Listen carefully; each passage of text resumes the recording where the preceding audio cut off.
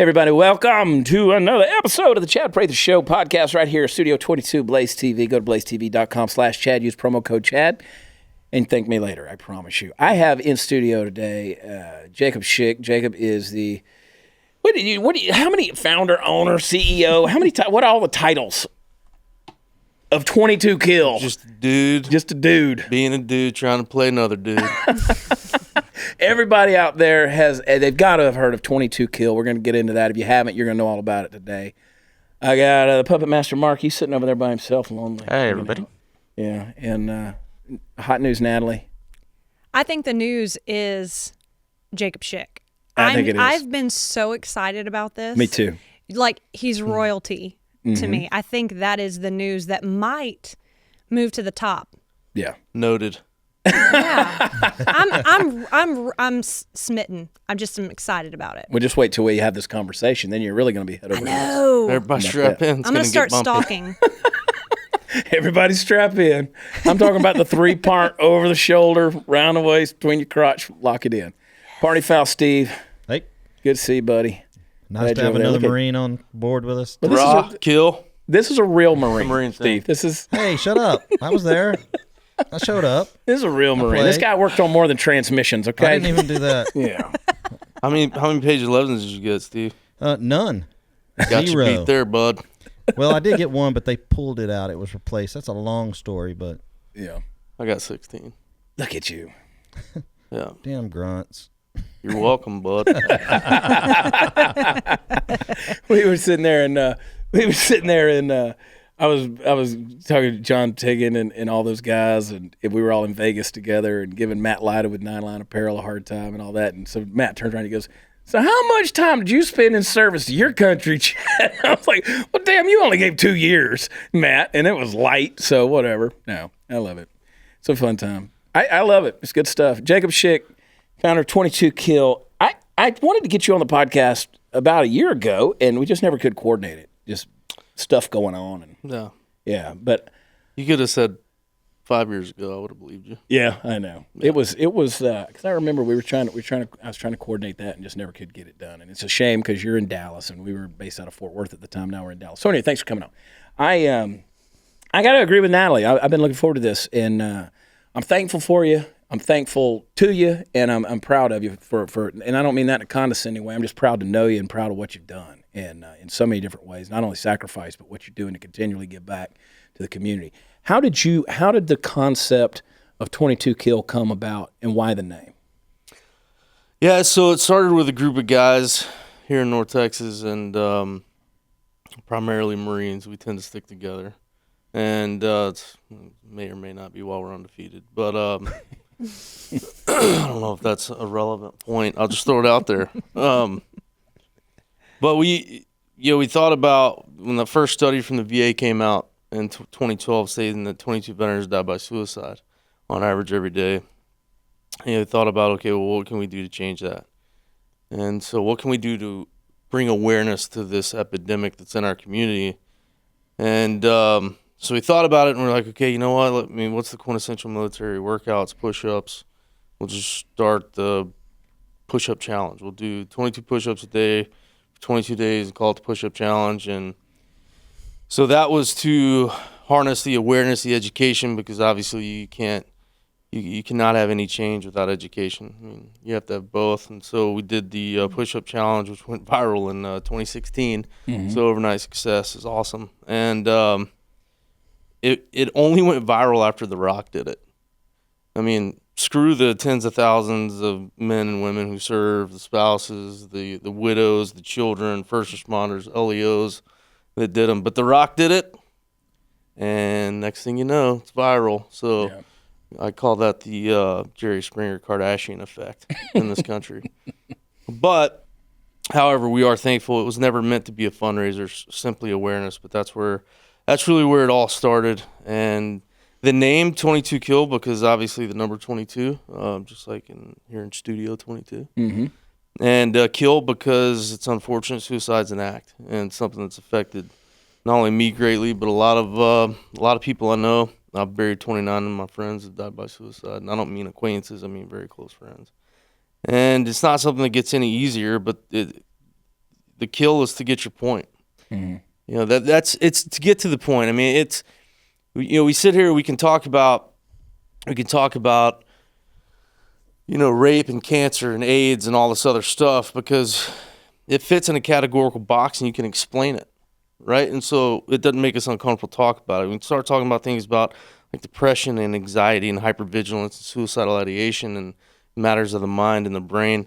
You don't want to talk about that stuff because we don't have a full understanding of the brain. And we're conditioned as a society not to talk about the shit we don't fully understand because it makes us uncomfortable.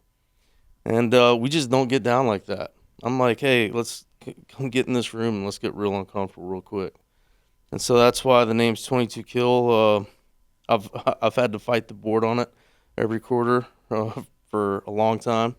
And they're just pushing back on. I mean, yeah, because they say, you know, Jake, we can't really get into the corporate environment with that name. I mean, some corporations you can't even Google the word kill; it won't recognize it. And so I've left. You know, I've been pretty adamant about the name 22 Kill for a long time, not changing. I mean, the tribe loves the name. There's a reason we say one tribe, one fight. It's our tagline. Basically, straight up out of spite, just to prove a point that we can make this change and we can do this hard work and we can empower these men and women and their families with a name like 22 Kill. Because at the end of the day, it's a name. It's a name. Like, you know, Nike wouldn't change their name to like Poor Kids in a Sweatshop or like we have what we have for a reason. It's a name for a reason. And I've been in more than one corporate boardroom, pretty much wearing what I'm wearing now. And the guys tell me like, hey, Jake, we'd really like to help you, but you know, the name's too strong. it's crazy. And I tell them, you know, okay, good. Well, let me tell you this. If you can't get past the name, talk about the root cause of an issue, congratulations, you're part of the problem. Yeah. And at the end of the day, we're not going to talk about the hard shit. Shut your mouth. Yeah. Everyone's got an opinion. Doesn't mean I want to hear it. Well, suicide's a real thing, and it's a real hard thing. It's an ugly thing. You know, depression is a real thing. It's a hard thing. PTS is a real thing. It's hard. You know, there's multiple reasons why we dubbed this studio Studio 22. That's one of them, because we want to be able to constantly, conversationally be able to bring up that reality of why it's there. And, you know, I have a friend of mine. He became a good friend of mine. Because I'm like you, I've got some friends who have committed suicide, veterans who have committed suicide, and then I had one guy. This big thing happened to me a couple years ago. This guy was a Marine. He was in Fallujah, saw some real shit, and he comes home. He's got it severe, and he takes a 9mm, puts it in his mouth, pulls the trigger one day while his wife's off at work, and the gun goes click, and he's shaking with adrenaline, and all of a sudden he's just like, oh, you know, I'm supposed to be dead, and it's just he doesn't know what to do. He's kind of got himself in shock. Opens up his phone, and there's this guy in a cowboy hat sitting in the front seat of his truck making a video talking about your self-worth, and, you know, no matter what you've been through, you got self-worth and things. And it was one of my videos, and so I met him through an event that we did down in Houston a couple of years ago, and he actually sent me the message, told me the story, and that 9mm bullet's got a dimple in the back of it where the firing pin hit the thing. It's on my desk at home, and so it was one of those deals where it's like, man, I want to tell this guy's story so many times we've got, because he was fortunate enough, got a new lease on life and recognized what was valuable. And to think that 22, see, I have people all the time who are going, you know, kind of like after 9/11, it became a popular thing to be a soldier, a popular thing to be a Marine, now you kind of through all these apparel companies and coffee companies and all these different things, now people almost kind of glorify it in a way and say, wow, you know, it's kind of a cool thing to do. With all these organizations, 500,000, 600,000 nonprofit organizations in America out there, you know, supporting vets. But it's like you don't see the dark underbelly of the thing that's going on. And you're bringing light to that. Yeah, no, I haven't started a T-shirt company or a coffee company or any of that other shit because I don't have time for it. You know, we're trying to save souls, so I mean, there's that. It's kind of, you know, it's painstaking work. Yeah. But look, I mean, to each his own. At the end of the day, yeah, I mean, we sell apparel that helps pay for the overhead. But I just want to do stuff that matters. I mean, by the time I wake up in the morning, I suck just as much as everyone else because we're all fundamentally flawed. We're all human. And by the time my head hits the pillow, what I did from the time I woke up to the time my head hits the pillow is what determines whether I'm going to be separated from the herd or not, because I've never been a herd animal, you know, and I just refuse to wake up and go out of my way to be average. It's just not my thing. Yeah. You know, because I've got a new lease on life. I've had my fair share of shit, and you know, I mean, being severely wounded in Iraq in 04, and you know, I love that place so much. I have a couple summer homes now along the Euphrates, and Well, I mean, it was a Garden of Eden somewhere over there. So yeah, there's some shit like that. Yeah. And but you know, at the end of the day, man, it's just everyone's trying to do something, and our thing is that we're just trying to fight for the greater good. You know, we're trying to show up every day and be present with compassion, absent of comparison. You know, that's what we're focused on every day that we show up, because you never know what case is going to walk through the door. You never know who you're going to get on the phone with. You never know who you're going to talk to. Some guys are closer to the edge than others, and you never know. I mean, Yeah. the 29 that I know, there was no warning flare. There was no, hey, love you, man. You know, good luck, or, you know, go be great. They just ended up dead. Yeah. You know? And the reason it hit so close to home is because, look, I've struggled with it. I've struggled with it myself. I sat here and told you I never thought about taking my own life. I'd be lying to your face. And look, we all go through hard stuff. You know, at the end of the day, it's the comparing and contrasting that takes away from what makes you who you are. Like when people tell me, like, oh, Jake, I can't imagine what you've been through, you know, over 50 operations and over 20 blood transfusions and blah, blah, blah. And I'm like, hey, look, let's just let your shit be your shit and my shit be my shit. Mm-hmm. And don't compare and contrast it, because what you're doing is you're taking away from what's made you who you are. You're belittling yourself subconsciously without even knowing you're belittling yourself. That's a good point. And so my thing is just wake up and do you. Everyone else is taken. Yeah. It's hard for people. You know, I heard somebody say recently, they said, you know, what we tend to do is we have this personal flawed image of ourselves. And what we do is we take our personal flawed self and we compare it to people's outward social facade and what we think that they're all about. And we're like, well, my life doesn't match up to that person. I must really have problems, not realizing or even thinking about the fact that that person's screwed up too.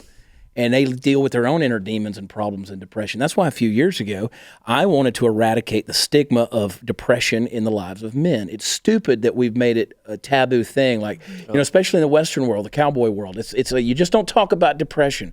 You know, it's like an admission of weakness. Well, I mean, you know, Alex Trebek comes out recently and says, I got stage 4 pancreatic cancer. Well, there was no shame in him coming out and saying, I got cancer. No. Or, you know, I got, you know, there's no shame in that deal. Why is it that when you got a brain illness that's going on, whether it has been caused circumstantially or chemically or whatever it's been, what you've been through or what's happening in you without any reason whatsoever, because some of the most depressed people, you look at Robin Williams. I mean, here's a guy who seemingly is on top of the world, successful, talented, got it all. He makes everybody happy, can't make himself happy, hangs himself in the bathroom. Yep. And you never know with a deal like that. Then you couple that with folks who have gone through things like you said. I mean, that's not your real foot. That's the real foot you got now. Yeah. But you had to go through some stuff to get to that point. And I mean, you got guys who are coming not back. really. I just had a really shitty day at work one Some time. stuff went through you. Yeah. Yeah. I mean, it's not. I didn't have to work real hard at it. Yeah. I mean, I wasn't trying to get it off. Kudos to all, man. Yeah. Still breathing. Yeah. Jokes on y'all. Absolutely. I want to send you a shout out too. And one of the reasons why I think Trump is in office is because everybody's offended. Everybody's sensitive. Oh, we can't use kill. That would offend somebody. Thank you for speaking up, because, you know, everybody thought he wasn't going to win because all the Dems were yelling so loud, you know. But the silent, you know, everybody agrees. The majority agrees with you, you know. But people out there who are willing to publish it are too afraid. Mm-hmm. Yeah, see, I agree. I think in this country, I think we're starved for real and raw. Yeah. I think we have so much political correctness and so much fluff. Yeah. That when, you know, every time I get on a stage to speak, I'm brutally honest and I'm very direct, and it's amazing to see, like, you can see people's souls be fed. I mean, from the time you begin, whether I'm commissioned for an hour or 30 minutes, whatever it is, like, you can see the change when you're real and raw and authentic, and that's why it's like, God, can we just stop with all the crap? I mean, seriously, stop. I mean, and listen, in D.C., left, right, middle, doesn't matter. It is so embarrassing to me. It's so embarrassing to me that we are where we are, and we're as divided as we are as a country. And you know what? I joined up before 9/11, rather. I was already signed up.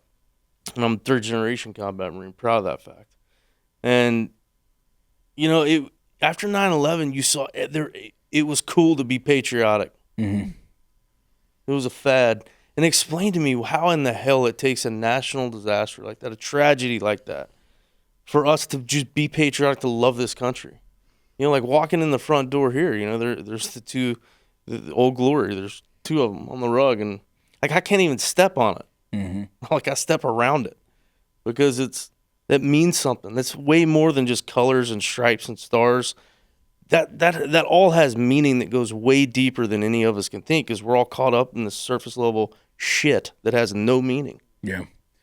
Well, I've always said that I think political correctness has become a demon that's terrorizing everybody, and people are scared of it, you know, and they're scared of the real. So I know I go to events and stuff, and I have this whatever, some people call it a character flaw. I love it. And when I get to know somebody, I try to see how far I can push them, just see where their edge is. Mm-hmm. Not to be mean, I just want to know where I can go with you. And it's so easy that, like, I spoke at an event the other night, and I could tell, I was just reading the people, and I'm just being honest with them, and I'm just telling them the truth. And I could tell they were so uncomfortable as a group, because it wasn't that they couldn't handle it as individuals. They were scared of how the people around them, they were thinking, it was groupthink going on, and I was like, oh, I'm going to have a field day with you people. Dude, I love it. Yeah. I love it every time. Isn't it great? It's fun. It is the ultimate power trip. Like, I'm going to really make your butthole pucker. It's really fun. Yeah. But I tell them at the very beginning, every speech, I'm like, hey, listen, you know, this is going to get bumpy, and strap in, be prepared. And if you get offended by something I say, it's most likely a you thing, not a me thing. Probably so, because I don't have any problem with it. Yeah. You know, I know what's going to come out of my mouth. I'm not suffering. You know, I know what I'm going to say. I haven't offended myself. So yeah, no, I mean, it's look, you. I mean, I own my. Look, at the end of the day, I'm fortunate to know that God gave His only Son to suffer down on a cross, because He knew there was going to be assholes like me on the spin ball of shit. The difference is I can own it. You know, Yeah. I can own it, and I'm expected to be flawed. So yeah, I'm unapologetically. Yeah, me. grace extends to the chief of assholes. I'm telling you, I'm a living example of that too. Yeah, thank God for that. So obviously the 22 kill. I love the name. I've always loved it. I think it's there. It's raw. It's in your face. You're dealing with an action that's happening. People are making a conscious decision to end their lives, tragically so. 22 a day. That's a lot. Yeah. You look at that and you're like, is that number even accurate? Is it real? Are that many people? Yeah, so we hear that a lot, man. I get that a lot. I know the tribe gets it a lot about the number. Like, well, you know, it's not really, it's really 20.6 or whatever the hell the government came up with, because we all know they're really good with numbers. Yeah. Look, here's what I say to that. At the end of the day, I don't care what the number is. Here's why. 1 is too many. Yeah. And the example I use is, think about someone that you love without boundaries. They could kill a litter of puppies and you'd still love them the same way. Because everybody's got one person that they love like that. Everybody. Mm-hmm. So think about that one person. Okay, now put a monetary value on that person. Because if you can do that, you suck more than everyone else. Yeah. That's the point, is that every one of those 1, 15, 20, 25, 30, whatever, somebody loved them that way. Yeah. Stop being focused on the surface level stuff. Stop being focused on the stuff that society's conditioned you to be focused on. And that's why the numbers are relevant. Yeah. The numbers are relevant. It's in the work. It's a name. We're a brand now. That's it. It's a brand. Yeah. It's a brand. Nothing more, nothing less. Buy a T-shirt. Well, if you're hanging over a cliff with certain death waiting below you, and you're holding on to a chain with, let's say, 22 links in it, and one link breaks, the chain is worthless, and it falls apart. You fall apart. It's tragic for you. Mm-hmm. So that's the thing. If it's even one, the chain's broken, and that's the deal. And that's why I appreciate what you've done. Is it's not about a statistic. People aren't statistics. People aren't just another number. Right. Now, it's just a way to demonstrate how real the problem is. And even all the way down to the significance of the ring you got there on your right hand, you know, is you wear that ring, a 22 kill ring, on your trigger finger on the right hand, and it brings awareness. What's the next step beyond awareness, both with helping the people who need the help and then getting the people that need to get involved? Yeah, so great point. You know, in 2016, when the push-up challenge went viral,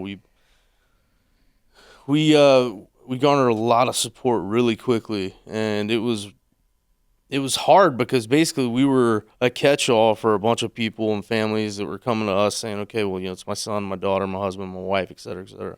Where do we go? What do we do? And at the time, we were partnered with over 30 organizations, and basically we would just funnel them to where they needed to go. Mm-hmm. And, we quickly realized, okay, look, we have to have some type of effective follow-through, some type of effective treatment, because that's what it is. And I used to think that word was dirty. It's treat. You can't tell a warrior he or she is going to get treatment. Right. Bullshit. It's a word, and that's what it is. Deal with it.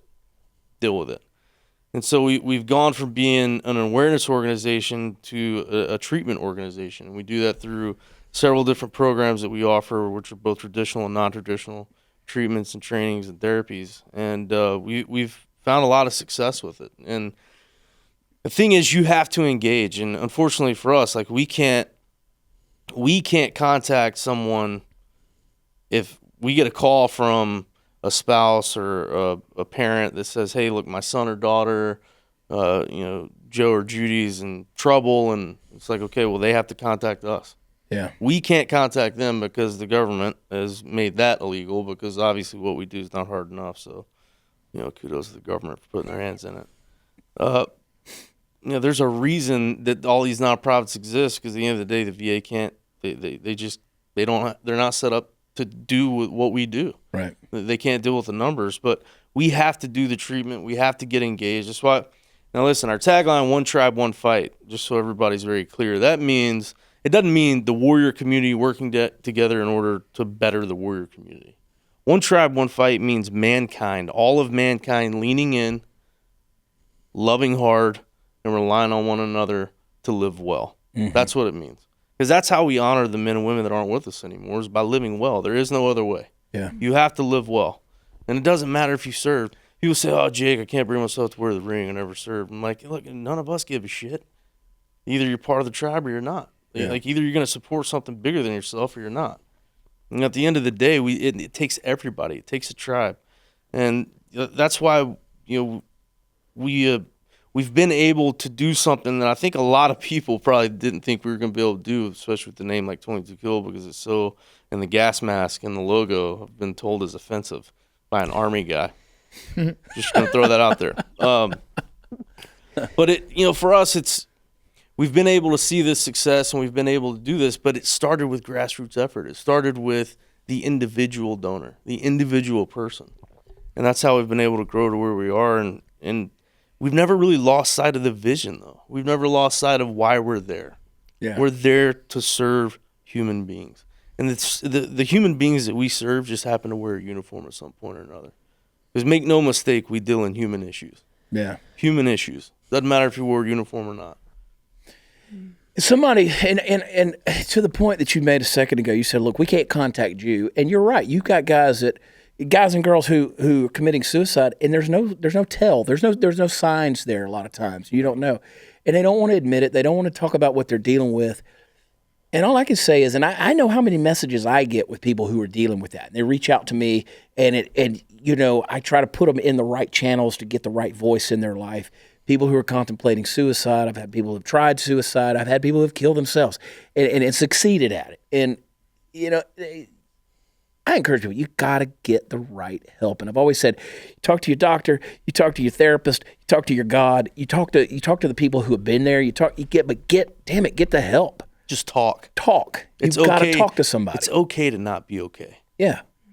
At the end of the day, we have to stop with like when guys like I used to be coming in the office and they're like, I'm not talking to the therapist. I'm not, they don't know what I've been through and seen and done. I'm like, hey, bud, just so you know, you're a dime a dozen. Like, There's nothing you can tell me that I haven't seen, heard, or done myself. Nothing you can tell me.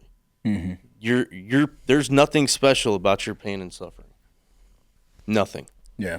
That goes for everybody. Yeah.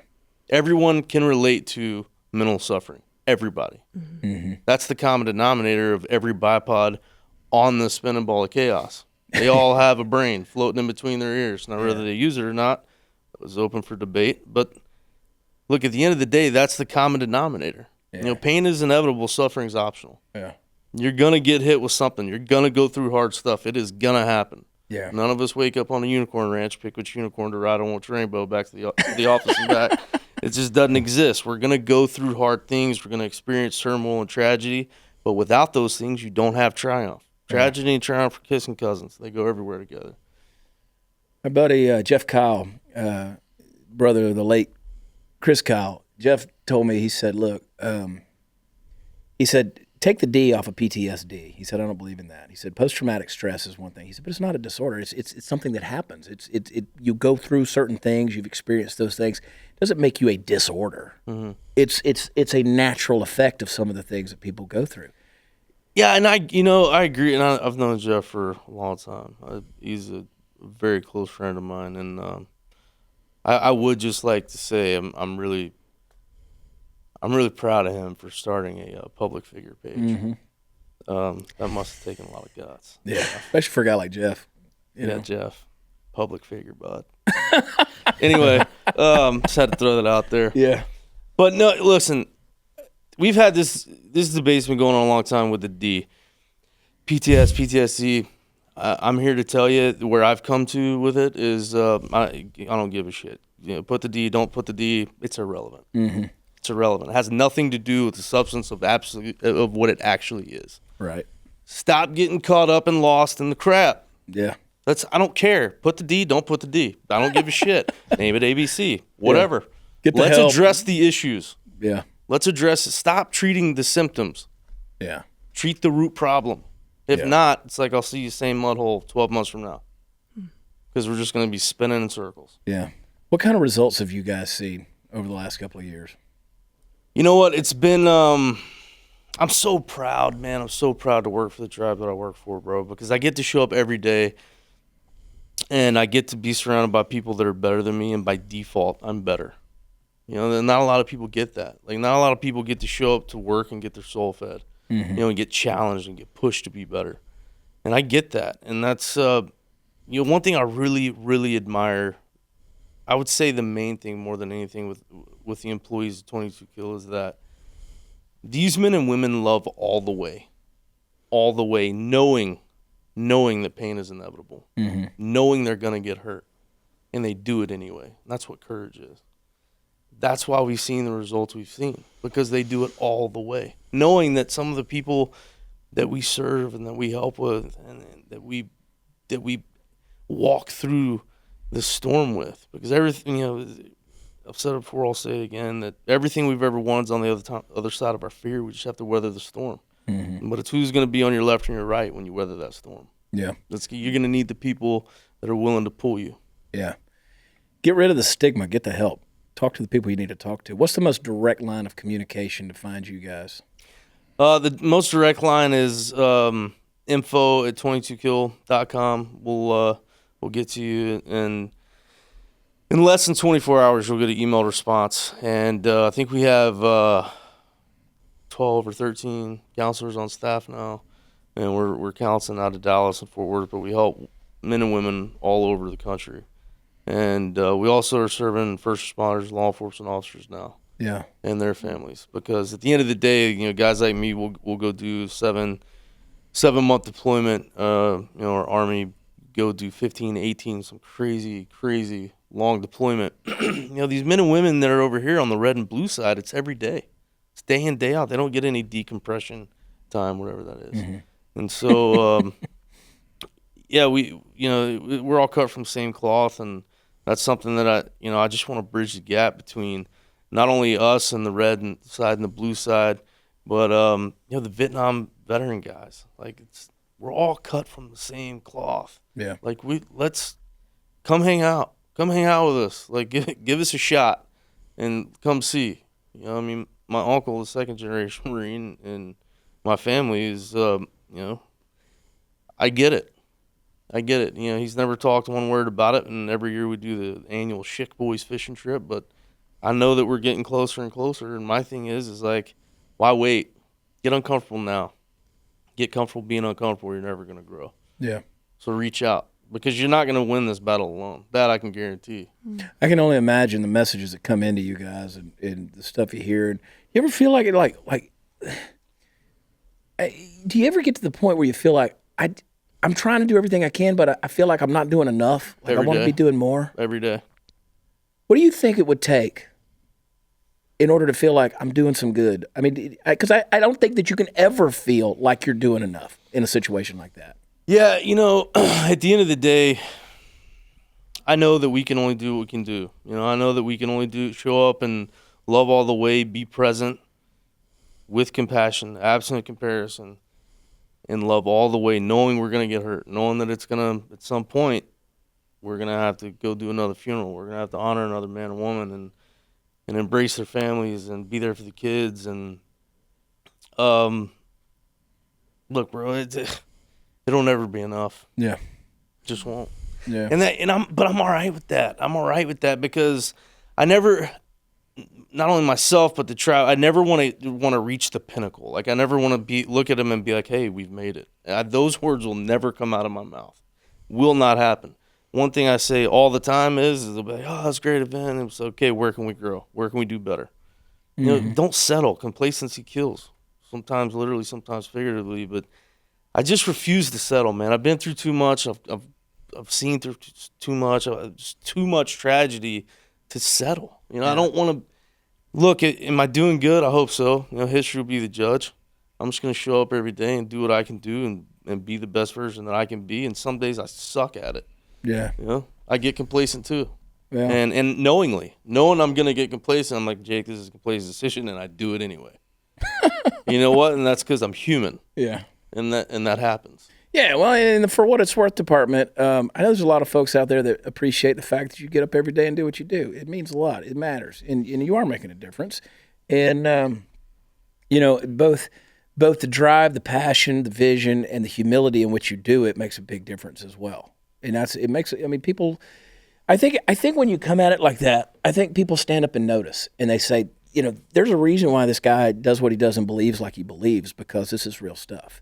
This is real life. This is real death. Yeah. And this is real tragedy. And somebody it's one thing to go through what you've been through personally, personal injuries, but to be able to say, because you could sit back, you know, you could sit back and say, hey, look at me for the rest of my life. Look what I did for my country and what I sacrificed, stuff like that. But you didn't stop there. You took it one step further, and I appreciate that. Oh, I appreciate you appreciating it, and you know, you're worth it. Yeah. You know, that's the thing is, it's like human life has value. Yeah. It doesn't matter. I mean, it doesn't matter if you served, didn't serve, where you come from, if your family served, didn't serve. I don't care. Your life has value. Yeah. You have to believe you're worth it. It all begins and ends with the person you're looking at in the mirror. You know, if you don't truly love that person. Oh, I love him a lot. Yeah. No, dude, Yes, he does. I'm in love. I'm in love with the person looking at me in the mirror. And I'm okay to say it. I'm okay owning that. Yeah. Look, because here at the end of the day, how in the hell does anyone, when they come, some guys will tell me like, oh, Jake, I don't know why my girlfriend or my boyfriend or my husband, my wife, my whatever, mom, dad won't love me the way that I love them. I'm like, hey, are you in love with yourself? Yeah. And they'll look at me weird and like, no, really, are you in love with yourself? And more often than not, I'll say by the hesitation, you know, obviously the answer is no. And how in the hell do you expect anyone to love you the way you can't love yourself? Because that's the height of hypocrisy. So you said something a minute ago, and I've heard you tell some stories about that, and I've read some articles there as well. When you say, hey, you're worth it, that means something, because, you know, hey, you've been through the surgeries, you've been through the blood transfusions, all these different things. I mean, you got a prosthetic leg. You didn't do that just for you. You did it for people like me, schmoes like me. And you know what? I appreciate the fact that you look at that and say, hey, you're worth it. Because I didn't do it for a thing or a cause, although that's involved, but I did it for people. And you're still doing what you do for people, and that's a beautiful deal. I think that people don't have self-esteem. We talk about self-esteem. People don't have self-esteem issues. We esteem ourselves highly. The issue is people don't have self-worth. That's the thing. You don't see yourself as a worthy cause, as a worthy being, as somebody that's created on purpose to accomplish something in life. And that's the issue. People have these self-worth issues. Yeah. And that's what that is one of the biggest messages I put out there. You're worth it. Doesn't matter what you've been through. You're still worth it. That $20 bill, doesn't matter if it was used to buy a hooker or blow or fund a terrorist attack or wadded up, crumpled on, stepped on, and flushed down the toilet, still worth $20 because a higher authority made it worth something. And you know, the federal government looks at that piece of paper is worth $20. I don't care. You shove it up your ass. It's still worth $20. $20. $20, and I'm still going to take it from you. Yeah. I don't care if it's spinning your ass, Schick. Hey, no, I mean, I don't know if we have time to get into that. I mean, I have stories. I have stories. We'll make time, Betty. I have stories, but look, you're right, man. And that's the thing is, people have to be. You have to be willing to. Here's what I truly believe happens. This is, and I'm speaking from experience, just so everyone knows that every time I talk, I'm talking to myself too. I need the constant reminders, just like everybody else. Yeah. But I feel like people, what we do by default is we get very comfortable in our unhealthy bubble. And the thought of who we could be if we really push ourselves and really get outside of our comfort zone terrifies us. And so we allow fear to dictate our thought process, and it keeps us from growing. Yeah. Because we get regardless of how unhealthy the situation is. And that's why I always tell people, look, every day you wake up, you're either going to be a soul feeder or a soul bleeder, and you only get one shot. This thing called life, this isn't a dress rehearsal, so choose wisely, because people will remember that. We have a lot of people that watch and listen to this podcast, and I'm telling folks out there, you know good and well, there's a person in your life, somebody in your life, you need to share this with them, because this is a message that matters. I mean, it really is, whether they're a veteran or just a person. I mean, hey, people are dealing with things. Dude. And it applies. That's the thing, man, is look, like if you wore the uniform, great. Hey, thanks for your service. Appreciate it. Right? But pain is pain and suffering is suffering. Yeah. Like, let's not categorize it. Let's not measure it. There's no Richter scale. Yeah. So just, my thing is it's good to smoke and joke. Trust me. Like the tribes talked about, like, God, could you imagine if we had cameras in the office every day? It's because we have to, if we don't, act out and mess with each other. I mean, the work we do is, look, it is a morbid industry and it's daunting. And it's dog eat dog. I'm telling you right now. In all three of the industries I work in, nonprofits just the same. It is dog eat dog, and it's unfortunate because some of the mindsets are, hey, this is my pond, you guys stay in your pond, and I'm like, good, you'll never hear from me again. Yeah, because we're not ignorant enough to think that we can make a dent in this thing alone. Yeah. We have to be partnered with. That's why we support all the things we support, is because it takes a tribe. It's the only way we're going to make a dent in this. Yeah. And I'm the first to say, as a country, collectively, we haven't even scratched the surface on this epidemic. We have 125, on average, 125 civilians that die by suicide every day. Not to mention that the last 3 years, more first responders and law enforcement officers have died by suicide than were killed in the line of duty. And my thing is the reason we don't know that stuff is because we're not going to talk about the things we don't understand. And my thing is like, okay, well, let's start talking about it. Let's start trying to understand it. Instead of building an effing bridge to save a damn turtle over somewhere, like, sorry, but I don't think anything that doesn't have opposable thumbs is ever going to change the world. Just my personal opinion. Like, I think animals are great. I think they're tasty. But at the end of the day, fun to look at. Yeah. Pet. Not one of them ever changed the world. Exactly. And I know I'm going to get to just bring on the whatever. Screw them. It's all right. Screw them. I identify as a strong black woman. Anyway, kill the owl. So just even the playing field. Yeah. I just called PETA. I'm fat. I identify as skinny. I'm trans fat. What if you had the ear? If you got to step out on the hill and just what would you? I have. Yeah. Well, I mean, what? Well, then, what did you say? If you had the ear of everybody there. Over the last decade, I've been to the hill. God knows, I don't know, 50 or 75 times. I've never been asked to leave nicely. Because here's the thing: a lot of people confuse my passion with anger. Yeah. And when you get on the hill and you start spewing truth, like, they do not like that shit. Yeah. They do not like that, because day one is, how do I get reelected? It's all my constituency and my base, and it's like, screw you, you're trying to get reelected. You're right. Just call it what it is, man. We have a bunch of clowns running a circus in Washington, D.C. That's what it is. Yeah. I mean, it's a fact, and everybody that refuses to admit that are part of the problem. Yeah. You know what? I don't look, audit me, whatever. Like, just get in line. Get in line. Because what are you going to kill me? I mean, that's hard. You're a resilient bastard. Well, here's my thing, man, is as long as I'm drawing breath and I'm vertical and ventilating, you can bet your ass I'm gonna fight. Yeah. Even just because I love you to death doesn't mean I won't make you bleed either. Mm-hmm. Like that. I'm just tired of the political crap. It's like, just shut your damn mouths. Like, you're just fake as hell. Show up and be real. Mm-hmm. That's why they don't like, is I show up and I'm me, and they're like, yeah, no, this guy's not playing the political game. I'm like, no. We want diplomat Schick. We don't want warrior Schick to show up. Sorry. I know. There's diplomat Schick doesn't exist. Yeah. And you know what? Here's the thing. I'm just Schick. Warrior Schick, whatever. I'll be the first to tell you right now. I mean, this is, you know why guys like me miss being in foreign places with a weapon in the middle of nowhere, trying to find people to kill that want to kill me? Straight up, it's easier. Mm-hmm. It's easier than doing this. Yeah. Being here. Yeah. It's just easier. The end of the day, that's the reason. It's easier. You come here, like, I remember when I first got out of the hospital and I got to go out to eat with my family. And it was extended family. It was a huge group. It's like, hey, where do we want to go eat? And like an hour and a half later, we came to a decision.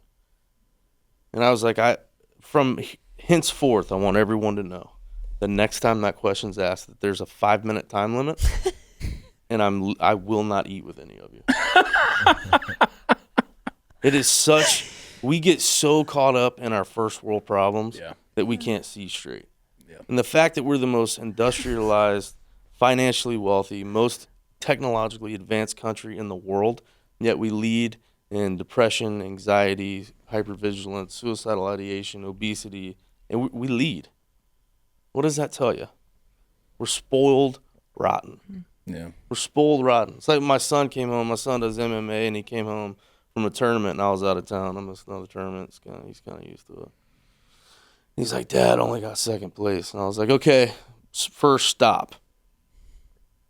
Stop. How many kids were in your weight class? And he was 18. I said, all right, so 15 didn't see the podium. You got second. Okay, let's be thankful for that. Mm-hmm. Good news. There's room to grow because you weren't first. Train harder. Yeah. Well, if Coach JD hadn't told me to pass the guard when I was like, second lesson. Doesn't matter who the hell is in that seat. When you walk out on the mat, it's you and the other kid. That's it. Doesn't matter who's in the chair. Either you know your shit or you don't. Don't put it off on anyone else. Own it. Own it. And I said, when I take you to your warrior martial arts and your training, and I get on to you when we're driving back to the house, what do I get on to you about? When I look at the clock when we're grappling. I said, do you know why that clock makes an audible tone after 3 minutes are up? So you don't have to look at the clock. Mm-hmm. Train like you fight. Why are the Marines the best? And they'll say, because you train like you fight. I'm like, yes. Mm-hmm. So A, own your shit. B, this world doesn't give a shit about your feelings. It'll punch you in the mouth and smile. C, it's my job as your dad to give you the tools to punch and smile back. You will never have hearing loss from me being a helicopter parent. Didn't read a lot of Dr. Spock books, did you? No. It works. He's I'll tell 8. you- I know, exactly. My thing is, I told him, like, when you need to feel pain, I'm going to let you feel pain. When you need to cry, I want you to cry. When you need to feel joy, I'll feel joy with you. Yeah. I'm not handing you shit. That's the stuff that the world's got to hear these days. We've lost it. Yeah. We've lost it. Yeah. That's I why mean, Party Foul Steve is soft. Soft. So Super soft. No, you're right, Jacob. You besides getting and wearing the ring, getting and wearing the T-shirt, showing the support, how can people support 22 Kill? Okay, and this is I get this question a lot too. Here's a straight up answer, because there's a multitude of ways. I mean, but every individual in this country knows what they're capable of, right? So I'm not going to give anyone a direct, answer. I mean, obviously, hundreds and hundreds of ways to support, but at the end of the day, this is the answer that I've come accustomed to giving, because it makes you do a self-check. My thing is every person on this planet has 3 things of value. Some more than others, but every single person harnesses 3 things of value: time, talent, and treasure. And if you're not willing to sacrifice some of one of those 3 things, you don't want to help, you're just talking. That's it. If you're not willing to sacrifice some of your time, talent, or treasure, you do not want to help. You're talking. Go talk to another organization. Mm-hmm. Because we're about doing. Talking's cheap. I still think it's crazy that company, I say it publicly, that companies pay what they pay to come hear me bump my freaking soup cooler on a stage. It's like, you guys allot funds for this? Let me first tell you why your culture sucks. Like, it's just crazy, man, but it's time, talent, and treasure. If you're not willing to give up some of those three things, you don't want to help. Yeah. You don't want to help. You want to be on the boat, but you don't want to row. And my thing is, you know what you can do, and you know what you can't. Yeah. 22kill.com. Then I'm watching the movies. I'm in a movie theater a couple of months ago. I knew this was coming. And I'm like, is that Jacob Schick? As it goes past. Which movie were you watching? It was A Star Is Born. There's so many. I'm like, wait. That guy's, and it was like, boom, there it was. And then it was gone. Yeah. How'd you become friends with Bradley Cooper? The set of American Sniper. American Sniper. Yeah. Yeah, that's where we met. And it was pretty unorthodox the way we met. Really? I think that's why we're as close as we are now. Showering together? I mean, what happened? Yeah. You pulling that $20 bill out of your butt? Wash each other's backs. You know. Yeah. It's a cool story, though. Brokeback Mountain shit. Yeah. I know. Can't quit you. I know. But that's cool. I mean, dude, that's that was all right. So how Stars Born happened was Bradley basically called me. He's like, "Hey, I need a favor," and I was like, "Well, what's up?" He said, "I'm shooting Stars Born, and I don't have time to cast this role, and you'd be perfect for it." And I was like, "Well, what's the role?" And he's like, "Well, you're Gaga's boss. You just have to yell at her. You'd be perfect for it." And I was like, I don't know, man. I said, he goes, "Look, you're not gonna make a lot of money, and it's gonna be days on set, long and drawn out, but give me a reason to hang out with you for a couple of days." So I was like, and I said, "Does the male lead pass traditionally like the other Stars Were Born?" And he said, "Well, I'm not telling him." I said, "All right, well, I'm not doing it." And he's like, "What? You're really gonna not do it?" I said, "No, brother. I'm not trying to be you, man. Yeah. I need to do shit that matters." Yeah. And he was like, "Okay, well then, yeah, he does." I said, "All right, send me the flight info. I'll see you Monday." That easy. Yeah. And then I showed up and made an ass of myself when I met Gaga the first time. Yeah. Yeah, because I went to Warner to go went to the Warner Brothers Studios to go to wardrobe, and then I went to the set where they were filming, and Bradley had just got done directing a scene, and he was like, "Hey, come meet Stephanie." And I met her, and she looked at me, and Bradley was like, "Hey, Stephanie, this is Jake. He's gonna be playing your boss tomorrow." And she was like, "Hey, Jake, nice to meet you." And so I go, "Yeah, don't forget it." And she looked at me. No smirk, nothing. Like, she gave me this look like, "Who are you again?" And I looked at Bradley, and he had like the panic face on, like, "Don't stop. And I was like, "Hey, obviously that fell short." I just told her, I was like, cheap joke. Obviously didn't land. But looking forward to working with you all day the next couple days. That's funny. Yeah, but I got to yell at her. I got back at her. Yeah, there you go. I yelled at her a lot. Owned it. Yeah, man. The matter of fact, the first take, when she gets the rubber gloves to take the trash out, and she came back around the little office I was in and threw the gloves at me after we cut already. And I was like, "You can't be mad. We're acting." She's like, "I'm not mad." It's like, "Oh, if you're gonna be mad at that guy right there. He's the one that told me to do that." Yeah, he's the director. And Bradley was like, he loved it.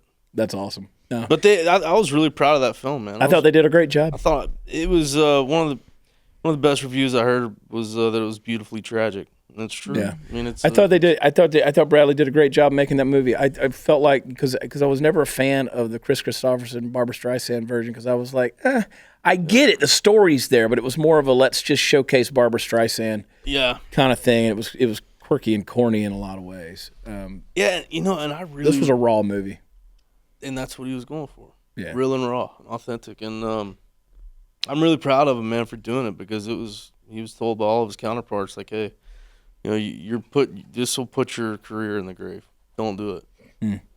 Really? And he went with his gut and did it anyway, and he crushed it. He nailed it. hands down, in my opinion, obviously biased on is irrelevant. The best movie of the year, and it's Hollywood's political. It's crazy. I know. I spend a lot of time out there on those sound stages and meeting with all those networks, and I was with Lionsgate for it's tough, man. Another world. It's another dog eat dog industry. Yeah. It's crazy, but at the end of the day, it was he wanted to do a movie that meant something, and he did it, and he nailed it. Yeah, he nailed it, and so did Stephanie. I mean, they both were well outside of their comfort zone. Real proud to have been a part. They were, and wound up coming out with a hands down good soundtrack out of the whole thing. Which again, it was about the music was there, but different from older versions. It wasn't about the music, right? And so it was an element, right? It made the pain and the tragedy bearable. Mm-hmm. Which goes to show you what music can do for people and do for the soul. But it's a universal, powerful thing. 100%. Yeah. I mean, it's gotten me through a lot. Yeah. It still does. They nailed it at the Oscars, too, when they did that together. Because I know Bradley's not a big fan of having to sing publicly and do those kind of things. It was I was in L.A. for some meetings, and I was in his living room when he told me he was going to do that. And I was like, how nervous are you about that? Mm-hmm. He's like, I'm not. And I believe him. He's not. Yeah, he's one of the screenings. He knows how to be it. He is. In one of the screenings we did, in the Q&A, they asked, what would you change about this movie if you could change it after they watched the film? And his answer was beautiful, man. He said, nothing. It's yours now. I've done everything I could do. We've done everything we can do in this movie. We gave it everything we've had. It's yours now. It's us to give to you. It's your kid now. Good for him. I like that dude. Good dude. He's an amazing guy, man. And that's the thing is that, it's crazy. I mean, he's gotten me through some dark stuff, and I him. And it's a relationship that it's based on. It has merit. I mean, there's real value there, because it's real love. It's loving all the way. That's the thing that I'm kind of caught between from time to time is people want to just sell Hollywood off and just say, screw Hollywood. They just forget them. And it is a crazy place. It's a weird bubble out there. Yeah. There's some good people in Hollywood. And it is a big platform. It's a useful platform. Is it ever going to come over to our way of thinking? And no, of course not. I mean, they live on another planet. But there's some good people out there in the middle of that. And I don't want to burn the whole barn down because a couple of the animals are rabid. Yeah. You know what I mean? More than a couple. But yeah, the majority of the animals. It's Animal Farm, damn it. Okay, fine. But that's the thing, man. Again, we come back to they have their shit and we have ours. Yeah.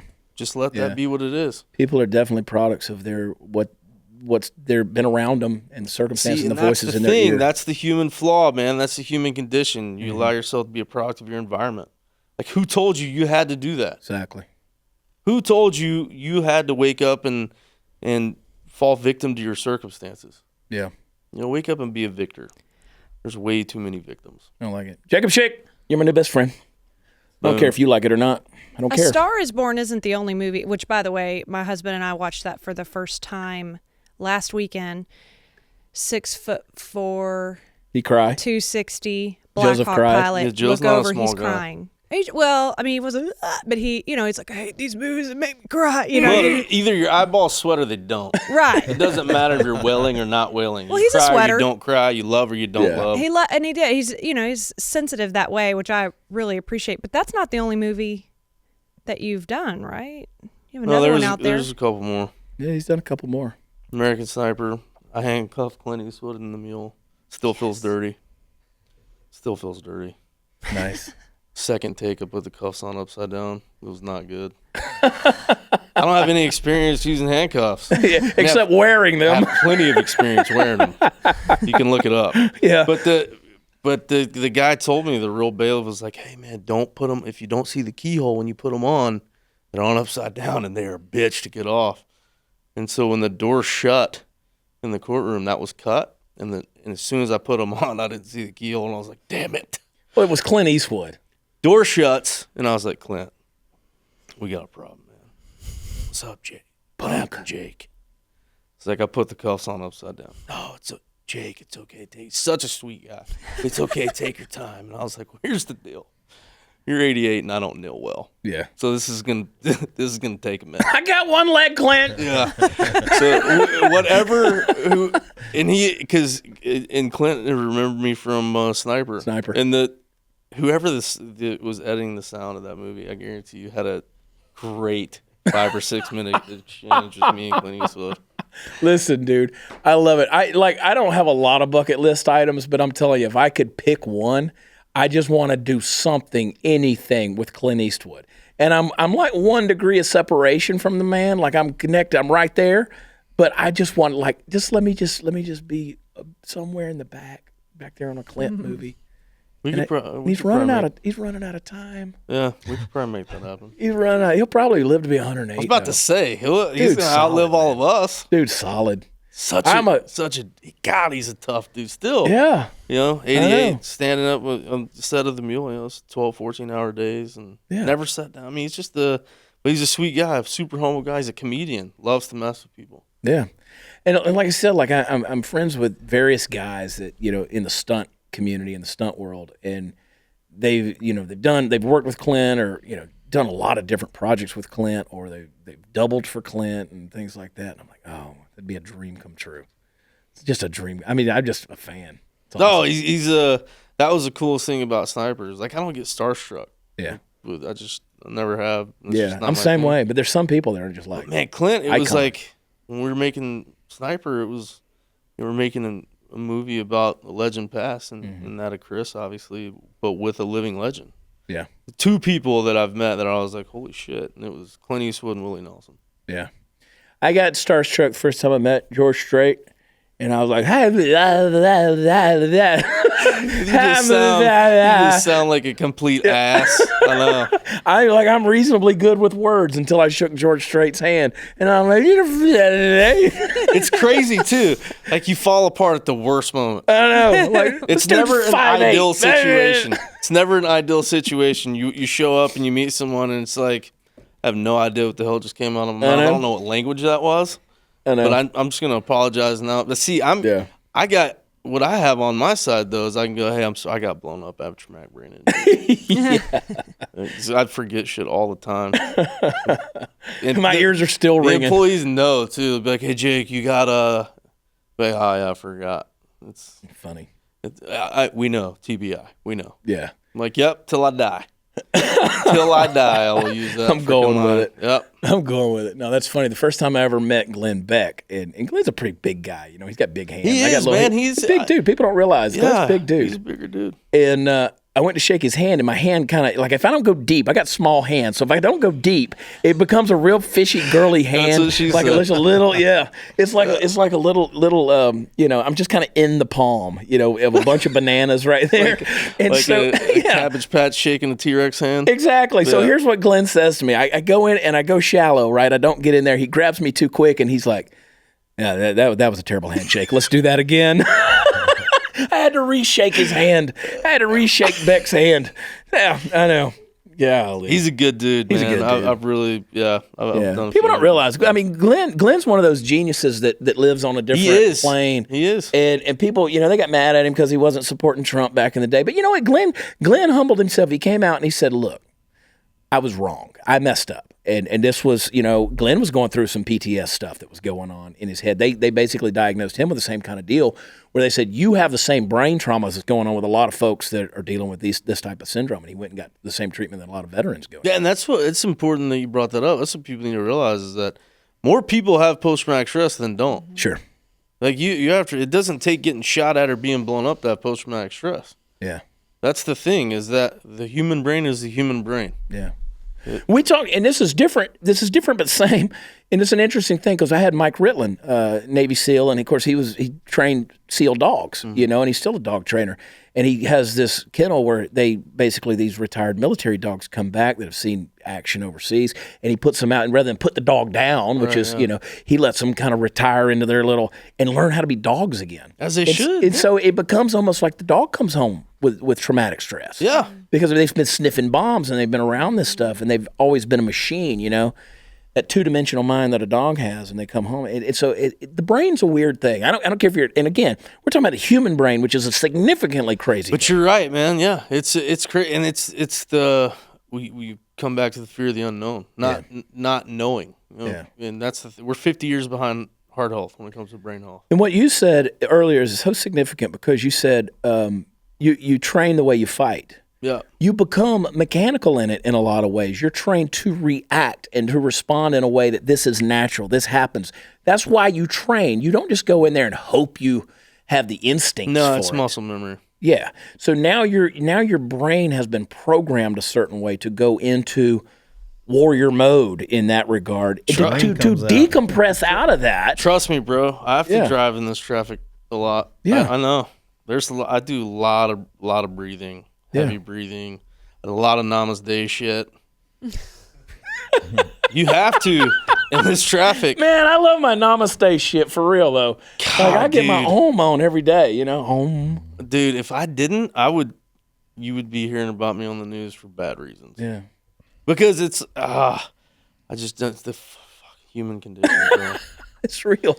Just like if you know you're coming up to an exit and it's a mile away. Don't stay in the effing fast lane until you're 10 feet from the exit. That's why there's traffic, ladies and gentlemen. That's right. It's the most frustrating thing in the world. And I will throw my leg at your car. Has almost happened. Can you imagine somebody driving down the highway right here, but then and all of a sudden a foot hits your windshield? But I would feel guilty as hell because you taxpayers pay for it. Yeah. I pay taxes too, just so everybody knows.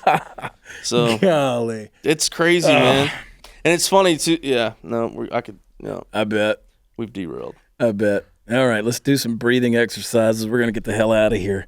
22kill.com. That is 22kill.com. Don't ever change that name, and I know you won't.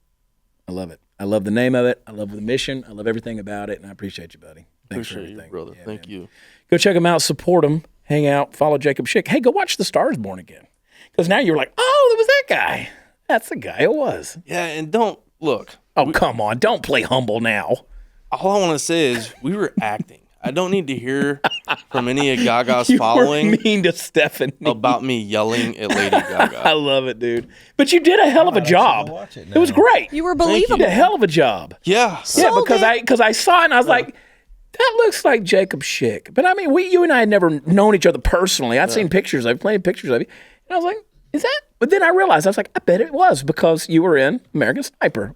The funniest part about that is I had like a 4-hour negotiation on my hair and beard length. Really?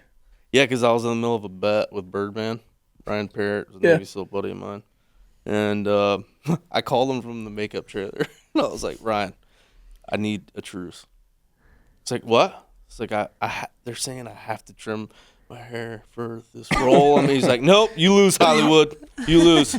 Yeah. It's like, bro, no, don't. Sold no. out. So we had, lost. anyway, they tried to, the makeup lady did a good job, but Funny. we ended up, he let me skate, but then like 2 months later we called the truce anyway because we were both tired of looking like hippies. Beautiful. All right. Jacob Schick, 22kill. Thanks for coming on, buddy. Thanks for the time. And it's a pleasure, bro. Really is fun talk. And I encourage people, seriously, share this episode because there are a lot of pearls of wisdom tossed around out there. And there is help. I know people feel like they're helpless. You're not, and you're not hopeless. And you are worth something. I don't care what you've been through. You are worth something. And get the help that you need. And don't compare your problems to everybody else, thinking that your problem's not as significant. Look, your problem's your problem. You're you.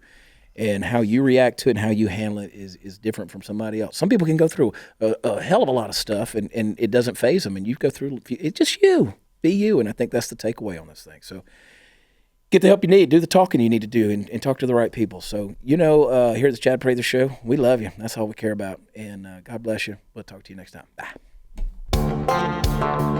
Bye.